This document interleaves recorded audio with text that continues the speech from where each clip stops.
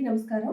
ఒక దళిత మహిళ ఈరోజు రాష్ట్ర హోంమంత్రిగా తన కర్తవ్యాన్ని, తన బాధ్యతల్ని విజయవంతంగా నిర్వహిస్తున్నటువంటి శ్రీమతి వంగలపూడి అనిత గారిపై మాజీ గుడ్డు మంత్రి గుడివాడ అమర్నాథ్ కించపరిచే విధంగా అసభ్యకరంగా మాట్లాడి ఈరోజు మహిళా లోకాన్నే అవమానించాడు.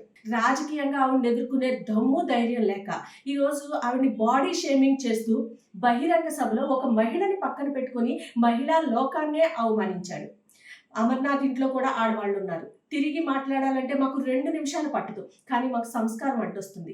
మా నాయకుడు చంద్రబాబు నాయుడు గారు నేర్పినటువంటి క్రమశిక్షణ అడ్డొస్తుంది. ఈరోజు సభ్య సమాజం తలదించుకునేలాగా ఇలాగా మహిళలందరినీ కూడా అవమానపరిచే విధంగా మాట్లాడుతుంటే ఈ గొడ్డలి పార్టీ నేతలు వీళ్ళ అధ్యక్షుడు జగన్మోహన్ రెడ్డి గారు వీళ్ళ పైన ఇప్పటి వరకు ఎటువంటి చర్యలు తీసుకోకపోవటం దేనికి సంకేతం?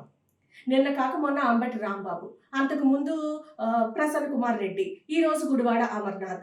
ఇలా రోజుకొక నాయకుడు మహిళా లోకాన్ని అంతటినీ కూడా అవమానించడం ఈరోజు గొడ్ల పార్టీ అజెండా.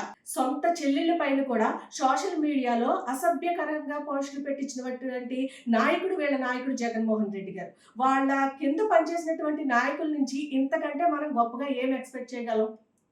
ఈరోజు దేశం అంతా కూడా మహిళా శక్తిని గౌరవిస్తూ సమాజపరంగా అలాగే రాజకీయ పరంగా కూడా వాళ్ళు ప్రోత్సహిస్తూ ఉంటే ఈ గొడ్డలి పార్టీ మాత్రం మహిళల్ని రోజు రోజుకి అవమానిస్తూ మాట్లాడుతున్నారు.